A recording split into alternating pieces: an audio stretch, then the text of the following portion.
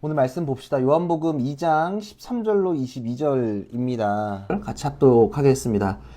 유대 사람의 유월절이 가까워져서 예수께서 예루살렘으로 올라가셨다. 그는 성전 뜰에서 소와 양과 비둘기를 파는 사람들과 돈 바꿔주는 사람들이 앉아있는 것을 보시고 노끈으로 책책을 만들어 양과 소와 함께 그들을 모두 성전에서 내쫓으시고 돈 바꿔주는 사람들의 돈을 쏟아버리시고 상을 둘러 엎으셨다. 비둘기 파는 사람들에게는 이것을 걷어치워라. 내 아버지의 집을 장사하는 집으로 만들지 말아라 하고 말씀하셨다. 제자들은 주님의 집을 생각하는 열정이 나를 삼킬 것이다 하고 기록한 성경 말씀을 기억하였다. 유대 사람들이 예수께 물었다. 당신이 이런 일을 하다니 무슨 표징을 우리에게 보여주겠소? 예수께서 그들에게 말씀하셨다. 이 성전을 허물어라. 그러면 내가 사흘 만에 다시 세우겠다. 그러자 유대 사람들이 말하였다. 이 성전을 짓는 데 46해나 걸렸는데 이것을 사흘 만에 세우겠다고요? 그러나 예수께서 성전이라고 하신 것은 자기 몸을 두고 하신 말씀이었다. 제자들은 예수께서 죽은 사람들 가운데서 살아나신 뒤에야 그가 말씀하신 것을 기억하고서 성경 말씀과 예수께서 하신 말씀을 믿게 되었다. 아멘. 이는 하나님의 말씀입니다. 저희가 앞서서 새 창조에 대한 부분을 나눴었고, 또 계속 이어져서 생각하는 것은 먼저 주님과의 화해, 그리고 진정한 회복, 그리고 새 창조까지 왔던 걸 여러분들이 기억하셨을 겁니다. 아마 여러분들 삶 속에서 어떻게 점검해 보실 일들을 찾아보셨는지요? 어떠세요? 그냥 쏘쏘 횟수는 나름 하나하나 찾아가려고 그날은 그랬던 것 같은데 뭐 점검해 볼 일들이 있으셨나요? 삶을 좀 돌아보고 아니면 좀 생각이 주중에 좀 해보셨다던가 아니면 뭐 그런 건 없었나? 없으셨어요? 하실 말씀 있으시면 마이크 끄고 하시면 됩니다. 없으세요? 전혀 생각들 안 하시고 그저 그냥 우리 경윤이는 운전할 생각에 정신 팔려가지고 다들 근데 끝나고 한번 얘기 좀 해봅시다. 여튼 좀 생각을 해봐야 돼요. 화해하고 회복하고 새 창조에 대한 부분들이 있었고, 하여튼 뭐 아까 말씀드렸다시피 통풍이 왔었고, 이제 하여튼 뭐 가려운 음식도 많아졌고, 약도 계속 먹어야 될 것 같고, 하여튼 뭐 아까 뭐 운동도 해야 되고, 이제 뭐 혼자 걸어야 되고, 하여튼 뭐 저도 제 몸을 새 창조해야 될 것 같아요. 회복해야 될 것, 딴소리 같긴 하지만 저도 좀 일단 이것도 건강해야, 제가 이제 30 초반인데 이거 이렇게 더 아프면 정말로 갑자기 객사가 아니라 어린 나이에 죽는 걸 뭐라 그러지? 그걸 뭐라 그래? 어린 나이에 빨리 죽는 거를 요절이라 그러나? 그치? 요절할 수도 있는 거고, 나중에 고생하면 안 되니까, 좀 기도도 많이 해주세요. 이게 더 아프면 콩팥이 망가질 수가 있대요, 제가. 그래서, 굉장히 의사 선생님 걱정하셔서, 하여튼 조금 하여튼 제 몸도 뭐, 해야 될 것 같고, 뭐 이래저래, 하여튼 뭐, 이건 좀 이따 얘기하면 되겠지만, 삶의 태도나 이런 것도 점검해 봐야 될 것 같습니다. 제가 교회를 좀 시작하면서 생각했던 문장이 있는데, 제가 만들었던 건데, 새로운 것이 아닌 본래 해야 할 것을 하는 교회, 그래서 새로운 교회를 생각했었어요. 그러니까 왜냐하면 저한테 의뢰 기대하시는 것들이 뭐 아이디어가 많고 또 예민하고 또 되게 크리에이티브한 게 있으니까, 저도 또 그거에 취해가지고 뭔가 새로운 것을 조금 찾아 헤매는 경향이 조금 있었고, 아니게 사역을 하려고 많이 애썼던 것들을 아마 여러분들이 아시긴 아실 거예요. 저를 오랫동안 봐왔으니까. 이제 그럼에도 불구하고 제 본질적으로 새로운 거를 갈망하는 부분들이 있어요. 제가 안 그러려고 그래도 이렇게 불현듯 이렇게 탁 생각들이 그냥 막 떠오르는 것들이 있어서 그거에 대한 좀 압박이 있었어요. 새로운 교회를 해야 되고, 새로운 교회가 뭘까? 이렇게 찾다가 정리가 된 것이 새로운 것이 아니라 본래 해야 될 것을 하는 게 새로운 것이다라는 생각이 제가 이제 불현듯 들게 된 거죠. 그래서 그걸로 저희 교회나 제가 이제 목회하는 방향들, 그리고 여러분들 대하는 태도가 조금 이제 정리가 되고 했던 것 같아요. 그래서 하여튼 뭐 하늘 아래 새로운 것이 없고, 또 교회라는 것이 어느 날 툭 튀어나온 게 아니에요. 교회라는 것이 그냥 어느 날 갑자기 뚝 떨어지는 부분들이 아닙니다. 뭐 예를 들어서 광화문에서 태극기 흔드는 그분들도 어느 날 툭 튀어나온 게 아니에요. 쌓여있던 것들, 그 전통 안에서 이렇게 역사 속에서 무조건 우리가 연결돼 있거든요. 그러면 왜 그렇게 있고, 아니면 반대로 되게 진보적으로 지금 뭐 그 똑같은 비슷한 장소에서 성소수자 그 탄압받아가지고 목사님 막 교단이랑 싸우고 뭐 이런 것도 지금 되게 양극단에 싸우는 모든 부분들이 그냥 어느 날 툭 튀어나온 게 아니라 우리가 해왔고 맥 안에 있다는 거예요. 무슨 말씀인지 이해되시죠? 태극기도 그렇고 이렇게 요즘 동성애 이슈도 그렇고 두 개가 어느 날 그냥 딱딱 떨어진 게 아니라 사실 얘들은 서로 싫어하지만 굉장히 하늘 역사 속에서 얽히저얽히 설켜 있어요. 이해되시죠?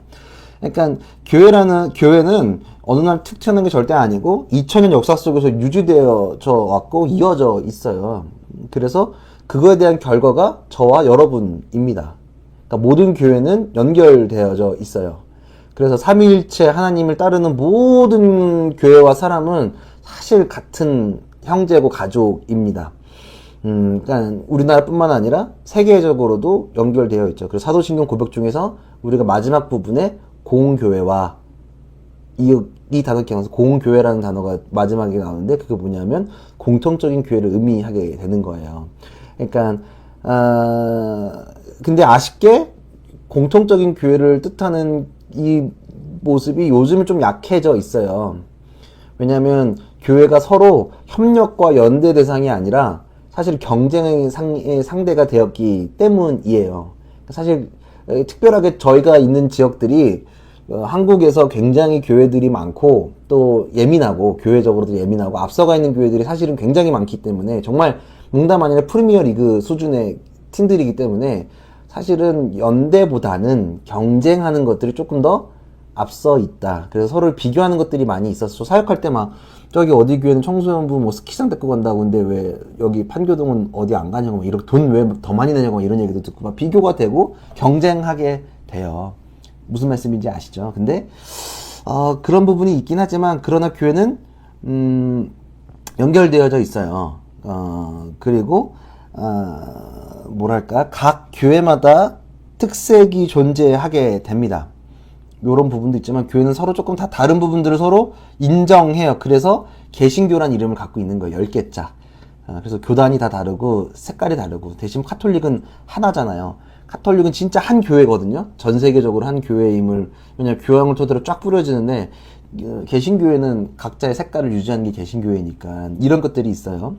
그래서 가끔씩 우리가 선교지를 방문하면 그 나라의 특색이 묻어져 있는 예배를 우리가 조금 경험하고 예배 드릴 수 있습니다. 그쵸? 당황할 수도 있고 이단 아닌가 아니면 저게 맞나라고 생각이 들기도 하지만 또 들이다 보면 같은 교회임을 느낄 때가 사실은 있습니다. 그쵸? 우리 혜수나 경훈이 같은 경우는 쿠바에서 그런 경험들을 했었을 거고 또 민상이도 선교지 가면서 아마 그 기억들이 있을 거야. 뭔가 조금 우리랑 다른데 그럼에도 돌아보면 같은 교회임을 느끼게 되죠. 그쵸? 이거에 대해서 공감하십니까? 어떠십니까? 아마 각자 다들 그래도 단기 선교들을 좀 다니시고 그 몇 번 경험들이 있어서 아마 그런 것들을 경험하셨을 거예요. 돌아보면 되게 어색한데 드리고 나면 말씀은 똑같은 거 보고 있고 찬양은 조금 다른데 근데 또 부르다 보면은 처음 부르는 찬양도 우리 마음을 울리는 찬양들이 있기도 하고 또 공통적으로 부르는 찬양도 사실 전 세계적으로 몇 개 있어. 그것도 부르면 괜히 막 영어로 불러도 내가 되게 잘 알아듣는 것 같기도 하고 한국말로 이미 알기 때문에 그렇잖아. 막 공유되기도 하고 그런 것들이 있어요. 그쵸? 공통적인 것을 우리가 한 교회임을 고백할 때가 있습니다. 근데 그러면서도 동시에 미국에 있는 교회와 쿠바에 있는 교회는 사실은 또 다른 부분이 있습니다. 그리고 미국 내에서도 백인 교회와 흑인 교회는 다른 모습을 가지고 있고요. 한국도 태극기가 다니는 교회랑 제가 지금 사역하고 있는 우리 3.1상과는 다를지 모르겠어요. 아마 그분들이 보기엔 제가 2단으로 찍혀 있지 않을까. 2단은 아닌데 굉장히 조금 띠껍게 볼 수 있다. 저도 그들을 좀 약간 띠껍게 본다. 근데 그러나 제가 그들을 미워하지는 않습니다. 솔직히 그들을 미워하지는 않고 그래도 함께 예배드리고 싶고 같은 하나님을 믿고 있다고 생각하긴 합니다. 네, 그거는 부정하진 않습니다. 근데 믿는 거나 바라본 태도에 대한 지적을 저는 하고 싶은 거죠. 여튼 뭐 아까도 방금도 말씀드렸다시피 우리가 강남 분당 수지권에 살고 있는데 이렇게 강남 요렇게 이제 나라가 우리나라 이렇게 기독교 교회가 제일 많은 동네, 이렇게 강남부터 쭉 이게 마치 강줄기처럼 이렇게 있는 동네에 사는데, 정말 분당 안에도, 분당권 안에도 많은 교회가 있지만 서로 다른 모습들을 우리가 띄고 있다는 사실을 우리가 다 말하지 않아도 알게 됩니다. 그쵸? 저도 이렇게 광교송원 이렇게 걸어가는데 정말 교회 많더라. 내가 이렇게 길을 가는데, 야, 내가 수지는 걸어본 적이 많이 없으니까, 판교는 그래도 옛날에 많이 걸었으니까 아는데, 여기 이제 그 뭐죠? 그 탄천 쪽은 그래도 많이 걸어서 아는데, 여기 이제 동천동 쪽은 가본 적이 없어서 걷는데, 거기가 어디 교회지? 그 이룸교회? 이룸? 그 동천역 근처에 있는 거. 그 건물 기가 막히게 전놨던데, 아주 까리하게 전놨던데. 그리고 뭐 방주교회, 아니면 광교 무슨 교회, 그 다음에 그 수지 그 강변에 몇 교회, 몇 개 있고, 또 상가에도 저기 어디야, 죽전역 거기에는 구세군 교회랑 장로교회랑 한층 사이로 있더만, 3층, 4층, 요렇게 교회도 있고, 별게 다 교회가, 제가 여기 있으니까 많더라고. 큰 교회도 우리가 익히 알고 있는, 우리 분당에 유명한 또 보수적인 교회, 소광석 목사님이 하는 교회, 세대인 교회도 사실 근방에 있고, 어마무시하게 많은 교회들이 우리한테 있다는 거죠. 그러니까 다양하게 또 있어요. 그리고 스카프러너가 하는 되게 찬양 많이 하는 교회도 있고, 저처럼 이렇게 그냥 사무실을 시작하는 교회도 있고, 되게 많은 교회들이 이국 가운데 존재하고 있다는 사실입니다. 이거를 저희가 각 쿠바의 색깔, 미국의 색깔, 강남의 색깔, 분당의 색깔, 지역 색을 갖고 있거나, 아니면 이 문화에 들어와서 어떤 신앙이 정착되어져 있는 모습을 우리는 토착화되었다라고 표현해요. 토착화. 여기 조금 이제 어려운 말로 표현하면 토착화되었다. 혹은 이 토착화되었다는 말은 그 문화와 그 토양에 맞게 맞추어졌다라는 것을 의미해요. 혹은 상황화되었다라는 단어를 사용해서 표현하기도 합니다. 토착화와 상황화. 토착화의 대표적인 사례는 우리나라의 토착화, 이 문화에 맞춰서 한 우리 기독교의 제일 상징적인 일이 뭘까요? 토착화. 그 토양에 맞게 맞춰진 것. 토착화. 다 알고 있는 거예요. 토착화된 거. 마이크 풀고 얘기해야 될 것 같은데? 뭐라 꿈뻑이는데. 새벽 예배? 네, 새벽 기도가 토착화에, 금요철야 새벽 예배. 밤에 잘 안 모이죠. 다른 교회들은 수요 예배. 수요 예배는 다른 데 모이나? 모일 수도 있어요. 새벽 기도는 정말, 토착화된 거고, 이제 두 번째가 통성 기도. 예, 통성 기도는 영어가 없습니다. 예, 그래서 한국말이 그냥 고유어예요. 통성 프레이어예요. 통성 프레이어. 이거는 교수님들이 이제 통성 샤우팅 막 하는 거는 한국에서 저거 하고 새벽 기도, 그 다음에 한국에서 특별하게 한 게 있을까? 또 그런 것들? 많은 다른 교회 없는 특이한 부분들이 헌금하고 이런 것들은 좀 다 공유되는 부분들이 있지만 이거 토착화되었다고 얘기를 해요. 그러니까 상황과 그 토양에 맞게 맞추어진 것들을 토착화하고 상황화되었다라고 이야기할 수 있을 것 같아요.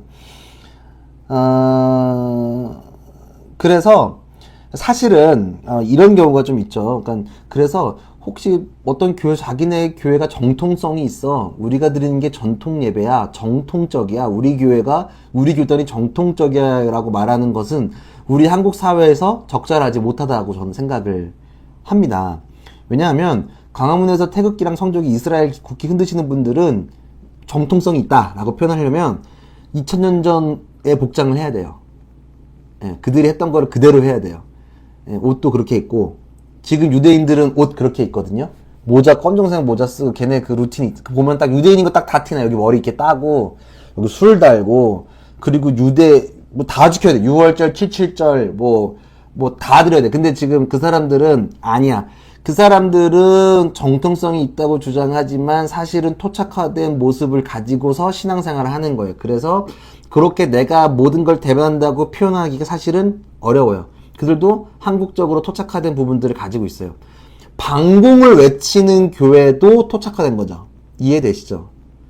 전 세계적으로 방공을 외치는 교회가 어디 있을까요? 이렇게 마치 하는 것들을 이렇게 막 묶어서 얘기하는 건 한국밖에 없다라고 저는 생각합니다. 방공이랑 교회랑 묶여서 하는 거는 아마 대표적인 게 한국 교회이지 않을까. 물론 내가 왜 방공에 대해서, 그러니까 지금 제가 공산주의로 옹호하는 게 절대 아닙니다. 이해되시죠? 요걸 우리 전 공산당 싫어요. 싫지만 이거를 묶어서 생각하는 거에 대해서 지적해드리는 겁니다. 이해되시죠? 요것도 어쩌면 토착화와 상황화된 부분일 수도 있겠다라는 생각이 저는 드는 겁니다. 이해되시죠? 이해되시죠? 그러니까 방공을 앞세우는 게 교회 특유의 사상이 절대 사실은 아니다. 사회주의를 얘기하는 것도 사실은 그들이 말하는 사회주의도 공산주의랑 사회주의랑 또 다른데 그거에 묶여서 막 복잡하게 생각하는 거란 말이에요. 그러면서 타도 진보 정부 이거는 사실은 안 맞는 거란 말이죠. 그것도 좀 토착화된 부분일 수도 있습니다. 아마 그래서 카톨릭이 만약에 정통성이라고 하면 카톨릭이 사실은 정통성이 있는 거죠. 313년 바실리카라고 이렇게 이제 마주보면서 예배드리기 시작한 게 그걸 여태까지 잘 유지하고 있는 거는 카톨릭이에요. 카톨릭은 늘 예배 투는 전통을 진짜 기가 막히게 지켜. 물론 상황에 막 토착하고 변화하고 있지만 그래도 전 세계적으로 가면 같은 카톨릭 공동체라는 걸 느낄 수 있고 경험할 수도 있는 거고 한 교황을 얘기하고 있고 그들은 아직도 기도 속에서 카톨릭 프란체스코 교황을 위해서 기도하고 그들을 따라가는 거죠. 이해되시죠? 근데 우리는 사실 어쩌면 정통성을 따지기엔 조금 부족하다라고 생각이 들 수도 있죠. 개신교는 일단은 변화가 민첩하고 변화가 빠르니까 말이죠. 자, 이런 경우도 있어요. 지금 교회에서 조명을 편안하게 사용해요. 그쵸? 제가 판교에 있을 때는 당시에는 뭐 파격적이죠. 조명 막 제가 갖다 달고 막 이랬으니까. 근데 불과 몇 년 저 어렸을 때만 해도 그렇게 조명 드리는 거는 불가능했어요. 무슨 뭐 나이트 클럽이야. 언감면식 교회 뭐 가져오는 것도 난리를 쳤던 게 기억이 나요. 그리고 악기도 마찬가지예요. 지금은 드럼이랑 뭐 베이스, 일렉 기타 다 쓰지만 옛날에는 드럼은 악마의 악기였어요. 악마의 악기. 예. 사람 감정 흔든다고 드럼도 못 쓰겠단 말이에요. 일렉 기타도 못 쓰겠어요. 찡거리는 거 싫어해가지고 어른들. 근데 지금은 드럼이랑 일렉 기타 없으면 예배 드리나요? 안 드리죠. 심지어 제가 알기론 판교동에서는 금요 차례 때 베이스 반주 없으면 사람을 사서 쓴단 말이에요. 옛날에는 그거 쓰면 안 썼는데 왜 그럴까? 이거 없으면 예배 또 못 드려요. 그쵸?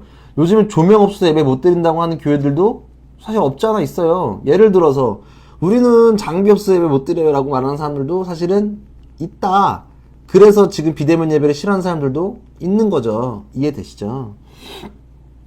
이게 제가 말씀드린 거 뭐냐면 이렇듯 모습에 맞춰서 복음은 변하지 않지만 우리의 모습이나 태도, 그 상황에 따라서 바뀌어가는 부분들이 있다는 거예요. 맞춰서 우리가 재구성하고 그리고 변화해야 될 부분들이 있다는 거죠. 2000년 전 예배 방식으로 우리가 예배 드리는데 본질은 잃지 않지만 우리가 놓치지 말아야 될 부분들이 있다는 겁니다. 이렇듯 각 모습에 맞춰서 이렇게 변화하고 발전하고 있다는 사실을 여러분들이 꼭 기억해야겠어요. 이해되시죠? 그냥 단순히 우리 교회가 갑자기 2000년 딱 돼가지고 어느 날 툭 여러분들 다니는 교회가 한 40년 됐나? 40년 좀 안 됐나? 근데 어느 날 갑자기 정자동에 와가지고 뚝 세워진 게 아니라 요렇게 이런 과정을 통해서 변화하고 맞춰서 왔다는 것을 여러분들 기억하시면 이름 좀 더 좋을 것 같아요. 그러면서 그러니까 복음은 변하지는 않아요. 근데 복음은 우리의 삶을 변화시켜요. 이해되시죠? 삶을 변화시키고 뭐냐면 히브리서 4장 12절에 보면 하나님의 말씀은 살아있고 활력이 있어 좌우의 날선 어떤 것보다도 예리하여 혼과 영과 및 관절과 골수를 찔러 쪼개기까지 하며 또 마음과 생각의 뜻을 판단하니 생각과 뜻을 판단하고 쪼개기까지 해요. 이해되시죠? 말씀이 그래요. 바꿔요. 쪼개요. 자꾸 분해해요. 내가 불편하지 않았던 것들을 불편하게 만들어요. 자꾸 지방이랑 살코기를 고기로 자르듯이 자꾸 잘라내요. 그거를 분해를 계속 한단 말이에요. 불편해져요. 저희 어린 시절에 다 방방 뛰어 놀았어요. 그쵸? 지금 걸어가도 될 일을 어린이들은 다 뛰어가요. 땀을 뻘뻘 흘리면서 가요. 근데 지금 우리 뛰어다니면 아픈 사람, 꽃 달고 다니는 사람을 뛰어다니지. 저희가 지금 뛰어다니면 아프다고 하는데 당시에는 막 했어요. 왜냐하면 좀 그래서 요즘 어린이들 뛰어다니는 거 보면 막 이쁘기도 해요. 아이들이 뛰는 이유를 어떤 어른은 저한테 세포분열 중에 있어서 어떻게 가만히 있을 수 있냐, 몸이 변화하고 확장되는데 어떻게 가만히 있을 수 있느냐, 뛸 수밖에 없다라고 말했던 것이 기억이 나요. 청소년기 몸이 변하고 우리 몸이 재구성돼요. 남자와 여자로 또 엄청난 변화의 도약이 일어나게 되죠. 그러니까 말씀은 우리를 변화시키고 성장시켜요. 그리고 이것은 다른 모습을 보이게까지 해요. 이해되시죠? 말씀은 빛이고 생명입니다. 그리고 그러나 불신앙은 어둠이며 죽음입니다. 그렇게 어둠 속에서 변화를 원하는 것이 부담이기도 해요. 그러니까 어둠 속에서 뭔가 변화를 하려면 힘들어요. 하기 싫단 말이에요. 그리고 갑자기 어둠 속에 있다가 빛이 딱 들어오면 눈 아프잖아요. 군대에 있을 때 밤에 근무 쓸 때 이렇게 깨우를 때 불을 탁 눈에 살짝 한단 말이에요. 그러면 짜증이 진짜 엄청나요. 잘 때 불을 탁 켜면 일어나기 싫잖아요. 눈 계속 감고 있고 싶잖아요. 근데 변화하려면 빛을 받아들여야 되고 일어나야 된다는 사실을 여러분들이 조금 기억하시면 더 좋을 것 같아요. 그러면 우리를 변화시키고 성장시켜요. 바꿔요. 재구성합니다. 그리고 이전과 다르게 만들어요. 어둠에서 빛을 보듯이, 그리고 죽음에서 생명을 보듯이 자꾸 변화시켜요. 그래서 믿음은 주님의 길을 따라간다고 표현을 해요. 근데 이거는 쉬운 게 아니에요. 좁고 어렵고 내 삶이 재구성되는 부분이기도 해요. 왜냐하면 이전에 하지 않았던 걸 해야 되고, 또 이전에 했던 것을 멈춰야 하는 거죠. 그러니까 가치 기준이 바뀌면서 해야 할 일과 하지 말아야 할 일, 내가 붙들어야 될 일, 내가 더 궁극적으로 바라봐야 할 일들이 변화가 일어나기 때문이죠. 마태복음 7장에 보면 요런 게 있어요. 마태복음 7장 13절에서 14절이에요. 찾아보실까요? 그래도 이거는 마태복음 7장 13절에서 14절을 보면, 마태복음 7장 13절에서 14절을 보면 제가 읽어드리겠습니다. 여러분들 같이 읽으세요. 좁은 문으로 들어가라. 멸망으로 인도하는 문은 크고 그 길이 넓어 그리로 들어가는 자가 많고 생명으로 인도하는 문은 좁고 길이 협착하여 찾는 자가 적음이라. 그러니까 믿음을 시작하면 우리의 인생길이 바뀌고 좁은 길로 바뀌고, 이거를 잘 안 가. 그러니까 어려워. 재구성되기 때문에 힘들어. 가지 않는 길을 가야 돼요. 인생의 길이 재구성돼요. 마치 내비게이션이 새로운 경로를 찾아서 뱅뱅뱅 재탐색하는 거와 똑같다고 보면 됩니다. 가지 않았던 길을 가기 때문에 재구성되게 때리죠.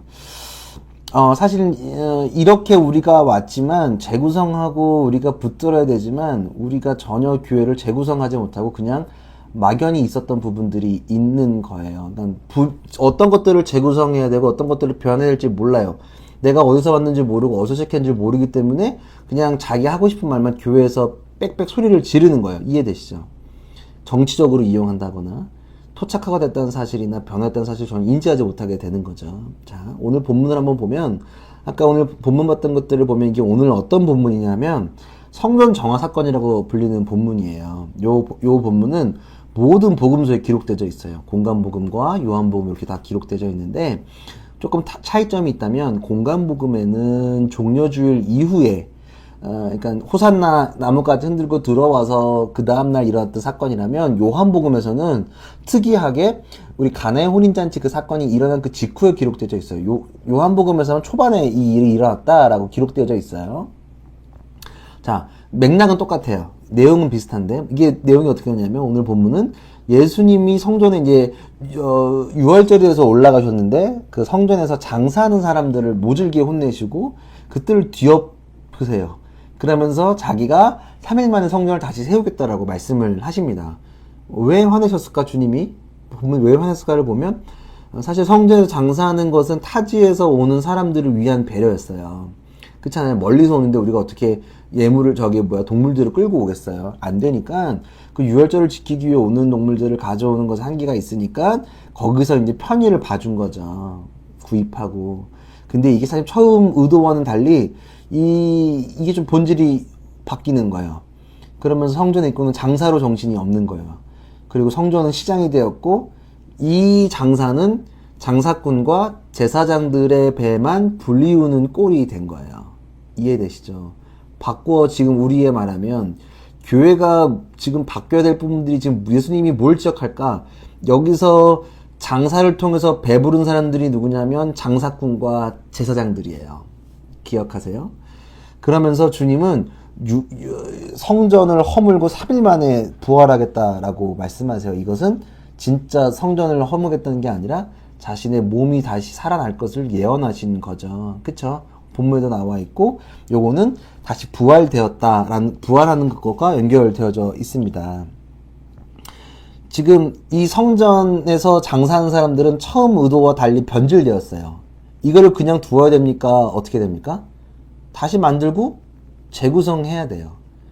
변화도 그렇고 화해도 그렇고 리크레이션도 그렇고 지금 제가 쭉 같은 맥락으로 오지만 오늘 우리가 리폼하고 재구성해야 될 게 뭐냐면 우리가 본질과 달라진 것들이 있다면 재구성해야 돼요. 토착할 수 있는 힘이 있어야 되는 거고 상황에 맞춰서 바꿔야 될 것들이 있다. 단 복음의 본질만 변화하지 않는다면 우리가 그것을 조금 고민하고 재구성해야 된다는 것들이 있는 거죠. 그럼 어떤 부분을 재구성해야 될까? 우리가 주님의 창조 원리와 그의 의도에 하나님의 의도에 손대었던 모든 부분들을 점검해야 돼요. 그쵸? 우리가 우리 마음대로 인간의 욕심을 가득 담아놓았던 부분을 만져야 돼요. 본래 모습으로 사실 재점검해야 될 것들이 있다는 거죠. 이해되시죠? 뭐가 있을까요? 생각해보면 뭐가 있을까요? 오늘 말씀에 비추어 보면 교회가 돈의 상징이었잖아요. 지금 한국 교회에서 우리나라에서 빚이 제일 많이 우리나라 종교계에서 은행권의 빚이 제일 많은 집단이 개신교회고 우리나라 종교 빚의 97%를 보유하고 있는 개신교회. 그리고 목사님들이 은퇴할 때마다 어마어마하게 가져가는 전별금. 큰 교회 전별금 가져가는 거 여러분들이 들으시면 쇼킹할 거예요. 어마어마하게 가져가는 목사님들이 많이 있습니다. 그리고 정말 사치를 부리시는 목사님들도 우리 가운데 있다는 거예요. 없지 않아요. 있어요. 부자의 목사님, 골프 치러 다니는 목사님도 있단 말이에요. 제가 듣기도 너무 많아요. 좋은 차, 좋은 시계, 좋은 옷 많이 있어요. 그리고 교회를 갖고 장사하는 분들도 많이 있단 말이에요. 그렇잖아요. 교회에서 장사하시는 분들도 많이 있어요. 뭘 어떻게 재구성해야 될까? 원래 모습 그대로로 재구성해야 돼요. 그쵸? 말씀과 신앙을 본래의 모습으로 재구성해야 되고 성전을 본래의 모습으로 돌이키는 것이 필요해요. 이해되시죠? 그리고 교회를 그리고 우리를 본래의 모습으로 돌이켜야 한다는 것을 이해하는 거죠. 제가 제 동생 얘기를 했나요?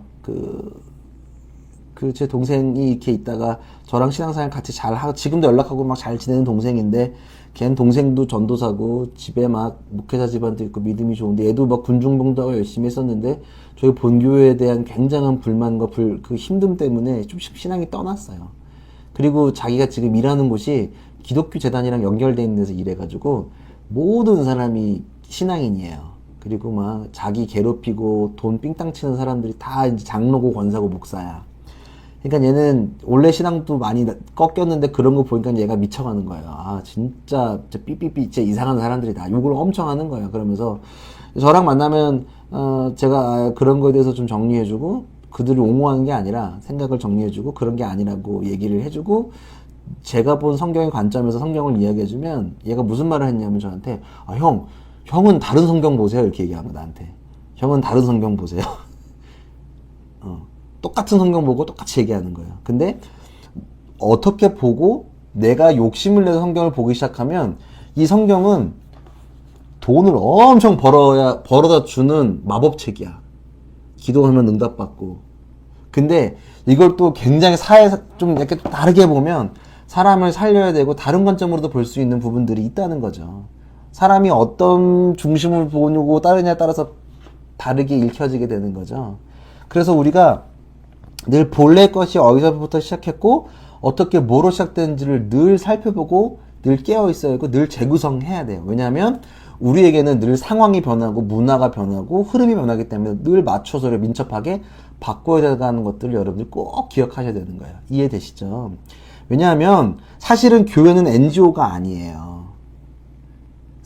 교회는 사회구제팀이 아니에요. 그리고 사교집단도 아니에요. 이거는 요 부분은 주님의 모습을 따라가다 보니 그냥 우리가 하는 일들이 확장되어진 부분이에요. 근데 이게 우리 교회 전부가 아니라는 거고 본질이 아니라는 거예요. 그래서 기독교인들을 착한 사람이 아니에요. 예수를 따르는 사람들이지. 착한 건 예수를 따르다 보니 우리의 태도와 우리의 삶이 변해서 일어난 결과이지 우리는 착한 사람들이 아닌 거예요. 그쵸? 다시 말씀드리지만 기독교는 정적인 집단들이 아니에요. 기독교인들은 진보와 보수를 떠나서 정의와 공의를 외쳐야 되는 사람들인 거예요. 그리고 품격 있는 사람들이고 세상을 변화시켜야 되는 사람들인 거지. 그래서 우리는 이런 망가진 부분들을 이런 망가진 것들을 망가지도록 변화된 것을 다시 재구성해야 되는 것들이 있는 거죠. 이해되시죠? 무엇을 재구성해야 될까? 많은 영역에서 무엇을 재구성해야 될까? 이런 것들이 있는 거죠. 제가 좋아하는 브랜드 중에 프라이탁이라는 브랜드가 있어요. 제가 많이 제품을 갖고 있지는 않지만 되게 인사이트를 많이 얻고, 프라이탁 그 케이스가 제가 노트북에 하나 있고, 제가 요즘에 굉장히 이제 저렴하게 살다 보니까 프라이탁은 구입하지 못하지만 되게 좋아요. 한번 검색해 보시면 좋을 것 같은데, 이렇게 보면 얘네가 굉장히 힙한 브랜드예요. 그러니까 스위스에 있는 형제가 자기는 이제 그 사람들은 자전거 잘 타니까 자전거 탈 때 자꾸 가방이 젖으니까 방수로 된 가방을 만들고 싶었는데, 그 이제 외국은 우리나라 많이 그런 차가 없는데 이렇게 큰 트럭에 방수포 같은 걸 많이 둘렀어요. 그 광고판 돼 있는 거를. 근데 그게 한번 쓰고 버려지니까 그거를 재활용해서 만들기 시작한 거예요. 근데 이게 대박을 친 거예요. 왜냐하면 똑같이 씻겨서 만들지만 이 광고 이 원단이 다 다르니까 똑같은 가방을 만들어도 패턴이 다르고 디자인이 달라지는 거예요. 이게 갑자기 레어한 거예요. 이 똑같은 거를 재활용하고 자동차에 있는 벨트나 부품들을 사용하면서 재활용했지만 나중에 보니까 똑같은 게 아니라 완전히 특이하고 오리지널티하게 바뀌었다는 것들을 기억하면 더 좋겠어요. 그냥 내가 가방은 튼튼해야 되고 비 안 새게 만들다 보니까 하다 보니까 새로운 것들이 만들었다는 것들을 여러분들이 꼭 기억하시면 더 좋겠어요. 자꾸 사람들은 자기 뜻에 맞게 말씀을 해석하고 자기의 입장에 맞춰서 해석하려는 습관들이 있어요. 그래서 누구나 나는 편파적이지 않아, 아니면 나는 객관적이야 라고 하는 사람들 다 거짓말이에요. 누구나 자기 사견이 있고 자기 기준이 있고 그 중심을 지킨다는 건 어렵지 않아요. 그래서 서로 견제하는 부분들이 필요한 거거든요. 그렇게 말하는 사람들은 야, 우리 교회 말씀이 진짜 본질이라고 말하는 거는 사실은 조금 거짓말이에요. 왜냐하면 저희 교회도 어쩌면 저의 사견도 첨가되어 있는 부분들이 있다는 거죠.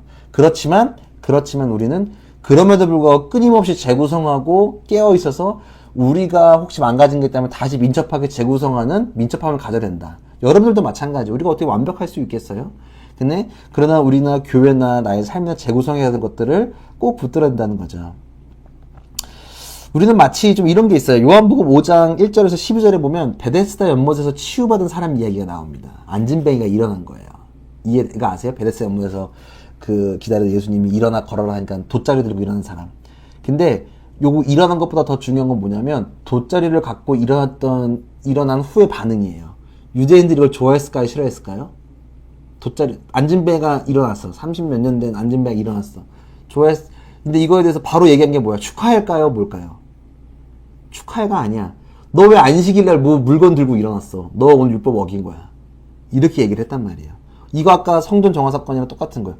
안식일은 주님과 편안하게 쉬고 얻으라는 거지 무언가 율법을 통제하는 게 절대 아니라는 거죠. 그쵸? 근데 이러한 모습들이 성전 정화 사건이나 오늘 베데스다 모세 연못처럼 요렇게 지금 본질을 흐리고 본질을 깨트리고 본래 것을 찾지 못하게 하는 많은 것들을 우리가 재구성해야 돼요. 이런 것들과 맞서 싸워야 돼요. 여러분들이 자꾸 신앙이 앞으로 가지 못하고 여러분들을 고민하게 만들고 여러분들을 힘들게 하는 부분들이 뭐냐면 요런 부분들이에요. 율법적인 부분들. 그렇잖아. 율법적인 부분들, 교회에서 만든 어른들이 만든 룰, 성경이랑 상관없는 이야기들, 주님과 신앙에 상관없는 것들, 자기네가 막 만든 것들에 대해서 사람들이 그렇게 자꾸 여러분들한테 푸시를 하니까 여러분들 헷갈려서 어려운 거예요. 재구성해야 돼요, 여러분들. 이해되시죠? 예컨대 이런 거 있어요. 교회 갈 때 뭐 입어라, 뭐 어째라, 룰이 많아요. 근데 요즘에 교회 옷 갖고 뭐라 하는 교회가 있나요? 없죠. 청년들 옷 갖고 뭐라 하는 교회 있죠. 저 어렸을 때만 해도 옷 갖고 뭐라 했습니다. 예.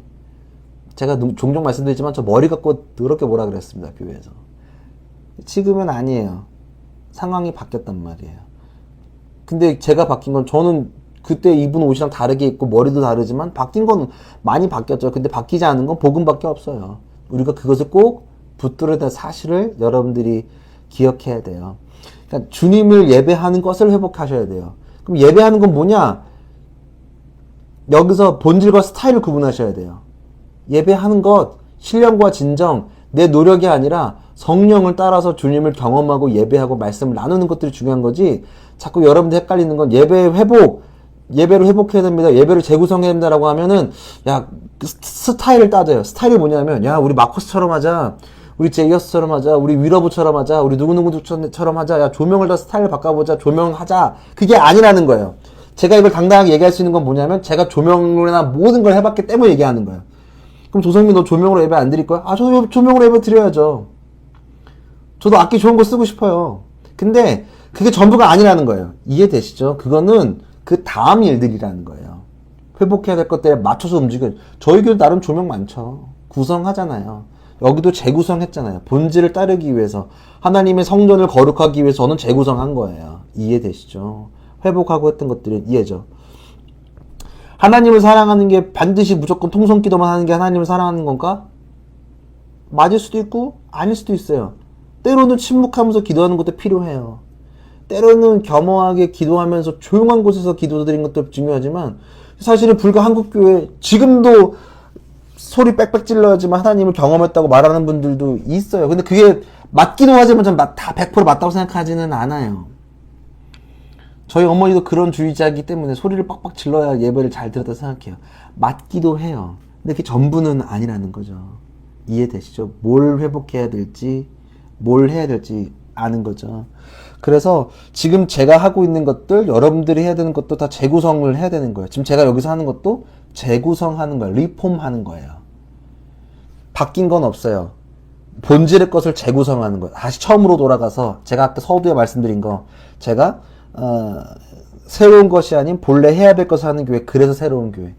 본래 해야 되는데 하지 않았던 것들 뒤에 짱박았던 거를 뒤로 밀어왔던 것들 다 앞으로 와서 재구성하는 거예요. 그리고 원래 하지 말아야 될 것들인데 했던 것들이 때문에 뒤로 미는 거예요. 이게 재구성이에요. 우선순위를 조정하는 것들. 내 삶에 재구성해야 될 것들이 뭐가 있는지 여러분들이 고민하고 씨름하고 적용해 보셔야 돼요. 나의 신앙생활에 있어서 나의 삶에 있어서 재구성해야 될 게 뭘까? 내가 원래 해야 되는데 안 한 것들이 뭘까? 1시간씩 기도하는 거. 그런 숫자나 뭐 어떤 행위, 내가 금요철을 빠지지 않겠다. 그런 거 말고 보다 더 본질적인 이야기들이 여러분들이 하셔야 된다. 이해되시죠? 자꾸 예배 회복을 얘기하면 뭐 제이어스 뭐 이런 얘기하면 안 돼요. 그건 진짜 여러분들 우리 수준에서 얘기하면 안 되는 것들이에요. 깊게 여러분들은 그 조금 맛을 봤잖아요. 아, 그런 거 없어도 예배가 깊게 예배 드릴 수 있구나. 여러분들은 특별히 우리가 다양한 교회를 지금 다니고 있지만 여러분들은 경험 지금 살짝 해보신 거잖아요. 아, 저렇게도 드릴 수 있구나. 테이블에 앉아가지고 성찬하니까 또 다르네.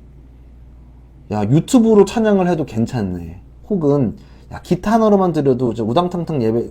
겉으로 보기에는 옛날 우리가 원래 예배드릴 그 공간은 얼마나 좋아. 우리나라에서 손에 꼽는 예배당이잖아요. 근데 그렇게 안 드려도 괜찮네. 쿠바에서 예배 드려보니까 야, 거기는 아무것도 없는데 근데 왜 괜찮았지? 그들이 지금 해야 될 것 하고 있는 게 뭐지? 우리가 안 하는 건 또 뭐지? 우리가 하고 있지만 약하게 했던 것들이 뭐지? NGO적으로 교회를 운영하는 것들은 뒤로 미루고 해야죠. 근데 그건 우선이 아니라는 거예요. 하나님 사랑과 이웃 사랑을 근간해서 가야 되는 거지. 마치 교회가 NGO처럼만 하면 안 되는 거예요. 그런 건 정부에서 해야지. 이제 우리나라가 교회에서 할 필요가 없어요. 정부가 더 잘하기 때문에. 우리나라 선진국 됐단 말이에요. 사회 수준이 얼마나 올라갔는데. 그럼 교회에서 감당하지 않아도 될 일들이 지금 많아졌단 말이에요. 아예 하지 말라는 게 아니라 더 그럼 우리는 엔조적인 일을 할 건데 더 어떻게 하면 또 주님의 본질을 담을 수 있을까? 어떻게 사람을 살릴 수 있을까? 어떻게 고민할 수 있을까? 원래 해야 되는데 안 하는 것들이 뭐가 있을까를 고민하면서 재구성하는 것들이 필요하다. 이해되시죠? 하지 말아야 될 것들은 뒤로 미루고 정리하고 이거 재구성해야 될 거 아니에요. 근데 안 했던 것들이 있다면 해야 되는데 안 한 것들이 있다면 뭐가 있을까? 한국교회에서 지금 한국교회는 우리가 해야 될 때 안 하는 것들이 뭐가 있을까? 사람을 환대하는 것 안 하고 있잖아. 교회에서 사람을 환대하는 것. 제가 좀 극단적으로 가면 여러분들 교회에 게이가 왔어요. 여러분들 환대할 수 있어요? 레즈가 왔어요. 장애인이 왔어요. 환대할 수 있습니까? 몸에 냄새나는 사람이 왔어요. 환대할 수 있습니까? 범죄자가 왔어요. 성범죄자가 왔어. 오른쪽에 뭘 하고 왔어. 어떻게 해야 될까? 고민된단 말이에요. 어떻게 해야 될까? 우리가 안 하는 게 뭘까, 지금? 헌금들은 하는데 뭘 해야 될까? 어떻게 해야 될까? 이런 것들이 있죠. 내 삶 속에서 주일날 예배드리는 태도와 평일에 내가 삶을 살아가는 태도가 다르다면 그거 재구성해야죠. 바꿔야죠. 주일날과 내 모습이 평일과 모습과 다르다면, 주일날은 겁나 거룩하고 루틴 있게 살아가는데 평상시에 들어오면 늘어지고 아무것도 안 하고 그냥 망가진 삶을 산다면 재구성하고 변화해야 되는 사실입니다. 여러분들 지금 내가 해야 하지만 뒤로 미뤘던 것들을 다시 앞쪽으로 끌어오셔야 되고요. 그리고 내가 지금 하지 않아도 될 일들은 뒤로 미루셔야 돼요. 그리고 어쩌면 그냥 가끔씩 해야 되는 일들을 신앙 안에서 자꾸 점검하셔야 됩니다. 이해되시죠? 옛날에는 남자들은 축구 모임 많이 했단 말이에요. 축구 선교라 그랬어. 지금 축구 선교라 말 쓰는 교회 이제 없을걸?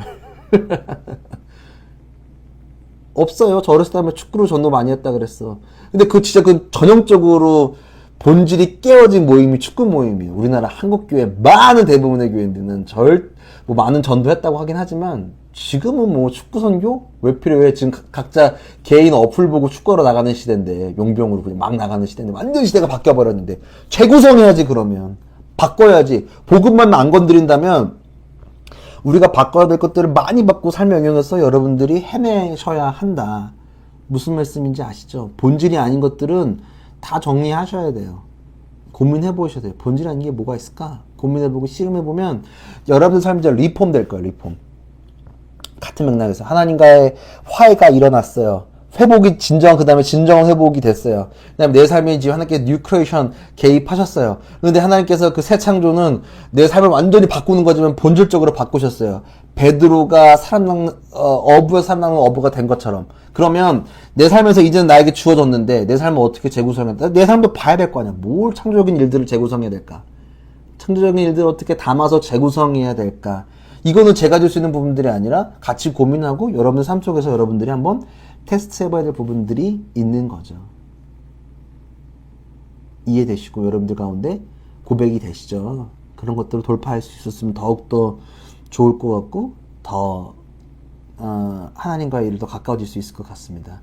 여러분들 삶을 재구성하셔야 됩니다. 그리고 좀 변화는 이미 되었습니다. 우리가 말씀을 통해서 변화되었고 우리가 어떤 존재인지를 우리가 파악했습니다. 더 중요한 건 이제 그러면 어떻게 재구성할까? 어떻게 재구성할까? 본질을 건들지 않고 모든 것들을 어떻게 바꿀 수 있을까? 어떻게 하면 접근할 수 있을까를 함께 고민하며 나갔으면 좋겠습니다.